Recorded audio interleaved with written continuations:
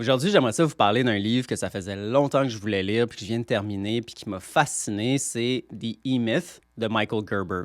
C'est un vieux classique, il a écrit ça dans les années 80. Il y a quelques concepts qui sont un peu poussiéreux, puis qui ont mal vieilli, mais en général, c'est vraiment un livre que tout le monde devrait lire s'il s'intéresse à la business.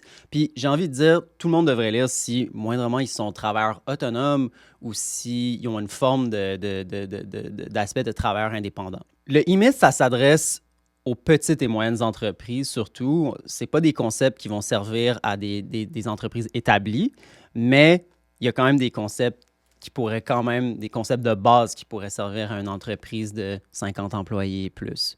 Mais tout le long du livre, l'auteur s'adresse à une propriétaire d'une pâtisserie qui fait des tartes. Et il explique le mythe de l'entrepreneur qu'on retrouve beaucoup dans plusieurs petites entreprises. Puis c'est que quelqu'un est talentueux à faire des tartes, par exemple, puis se dit, bon, ben, je suis employé dans une pâtisserie, je fais des tartes, j'adore faire des tartes, tout le monde me dit que mes tartes sont bonnes, alors je vais démarrer une entreprise de tartes. Hein, c'est logique.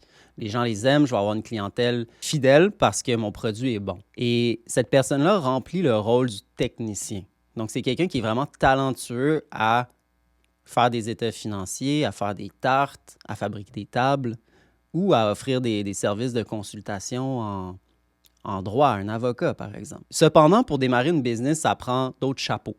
Puis ça, c'est les deux autres chapeaux que l'auteur va venir nous présenter. C'est celui de l'entrepreneur et celui du gestionnaire. L'entrepreneur, c'est le chapeau que tu portes quand tu as une vision. Donc, tu ne sais pas exactement comment tu vas y arriver, mais tu as une vision dans le futur que tu aimerais atteindre, puis tu as une espèce d'optimisme qui va te donner l'énergie nécessaire à aller chercher cette vision-là, même si tu ne sais pas encore comment y arriver, puis qu'il risque d'y avoir beaucoup d'obstacles qui vont t'amener là.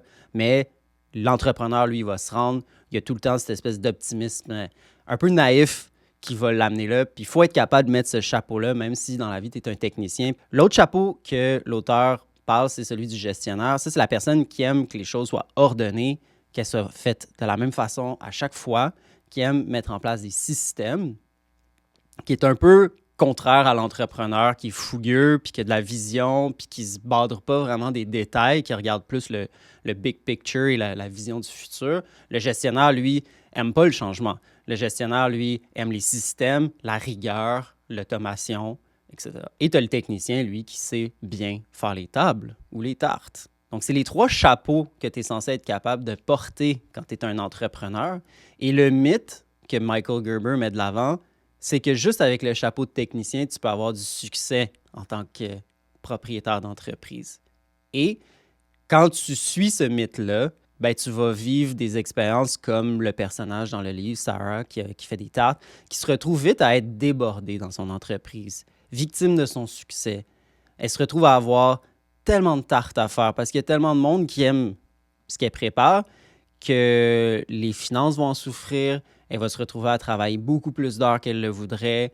Sa vie personnelle va en souffrir. Elle va finir par burn-out, puis plus aimer faire des tartes, plus aimer gérer sa business parce qu'elle n'a pas su mettre le chapeau d'entrepreneur qui a une vision pour le futur de sa business, puis elle n'a pas su mettre le chapeau du gestionnaire qui a une capacité à créer des systèmes et une rigueur dans le processus de cette entreprise-là. Donc, Michael Gerber explique vraiment en détail comment créer des systèmes dans ton entreprise, comment créer une vision pour ton entreprise. Donc, des concepts, par exemple, qu'il va nous enseigner par rapport au système, c'est qu'une entreprise est aussi bonne que les systèmes qui sont en place. Donc, lui, ce qu'il prône, c'est que tu devrais toujours construire ton entreprise comme si tu avais l'intention de la franchiser éventuellement puis de la vendre comme une franchise. Donc, qu'est-ce que ça implique, ça? Même si tu n'as pas l'intention d'éventuellement franchiser ton entreprise, ça implique quand même qu'il va falloir que tu crées des systèmes qui sont constants, qui sont faciles à utiliser, qui sont répétables, que tu pourrais tout simplement enseigner à quelqu'un d'autre qui pourrait être capable de le faire. Puis le but, c'est que tes systèmes soient si simples à utiliser que n'importe qui serait capable de reprendre ton modèle d'affaires et le répéter.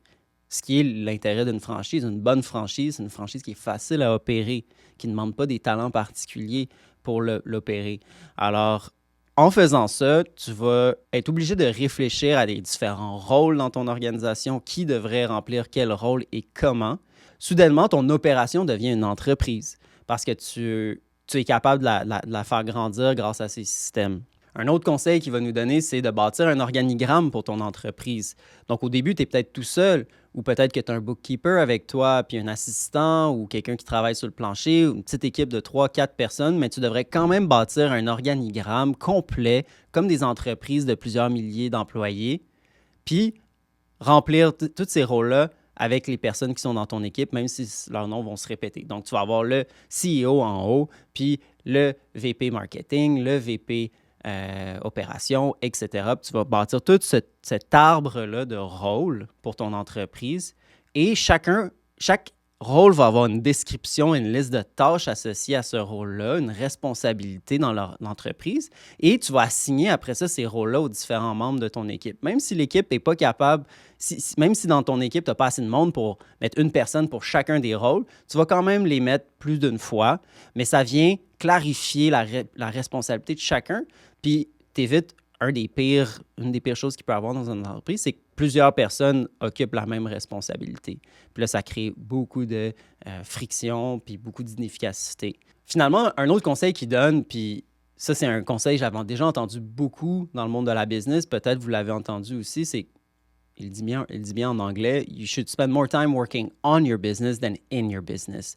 Donc, quand il veut dire tu ne devrais pas travailler in your business, tu devrais moins travailler sur le plancher à fabriquer des tables, à faire des tartes et plus sur mettre en place les systèmes qui vont permettre de produire des bonnes tartes de manière constante, d'offrir un bon service à la clientèle, d'offrir un bon service à la clientèle, d'avoir un système de recrutement, un système pour entraîner tes employés. Bref, le plan d'affaires de ta franchise, tu devrais plus passer de temps à travailler là-dessus que sur le plancher. Chaque moment que tu passes à faire les tartes, faire les tables, faire du service dans ton restaurant, c'est du temps que tu n'es pas en train d'améliorer les processus de ton entreprise et ce n'est pas ton rôle en tant que propriétaire d'entreprise. Donc, c'est ça. C'est un livre qui m'a beaucoup fait réfléchir.